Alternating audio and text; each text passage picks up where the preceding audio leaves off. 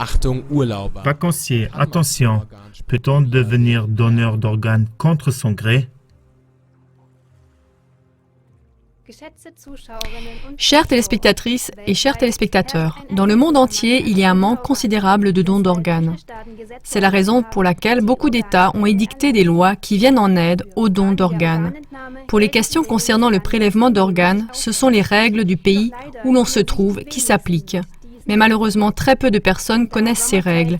Et comme l'été signifie pour beaucoup de personnes le temps des vacances, ou sûrement aussi certains d'entre vous partent à l'étranger, nous voulons vous donner dans cette émission des informations sur quelques-unes de ces règles, afin que vous ne deveniez pas donneur d'organes contre votre gré.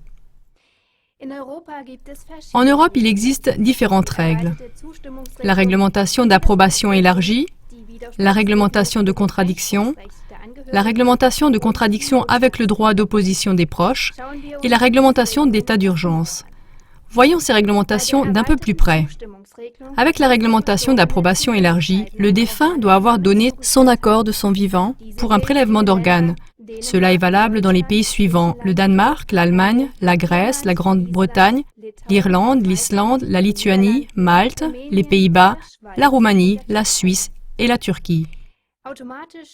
On devient automatiquement un donneur d'organes avec la réglementation de contradiction, si le défunt de son vivant ne s'est pas opposé explicitement à un prélèvement d'organes. Les proches n'ont pas le droit d'opposition dans ce cas-là. Cette forme de réglementation de contradiction est appliquée en Italie, au Luxembourg, en Autriche, en Pologne, au Portugal, en Slovaquie, en Slovénie, en Espagne, en Tchéquie, en Hongrie, en France, en Suède, en Lettonie, au Liechtenstein et à Chypre. La réglementation de contradiction avec le droit d'opposition des proches est appliquée en Belgique, en Finlande, en Norvège et en Russie. Dans ces pays, les survivants peuvent s'opposer à un prélèvement d'organes.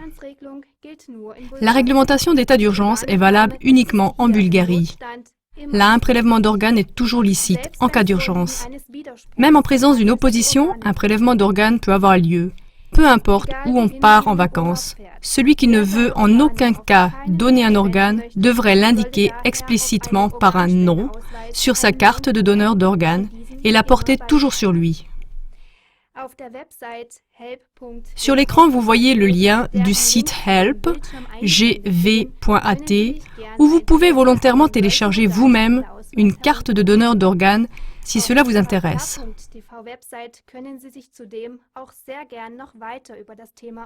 Vous êtes invité à vous informer encore plus sur le sujet du don d'organes sur notre site CLA-TV en allemand. Pour cela, nous vous recommandons particulièrement la série sur le don d'organes que vous trouverez avec la touche « Série d'émissions ». Nous regrettons que tout cela ne soit accessible pour le moment qu'en allemand. Nous vous souhaitons une soirée informative et encore un bel été.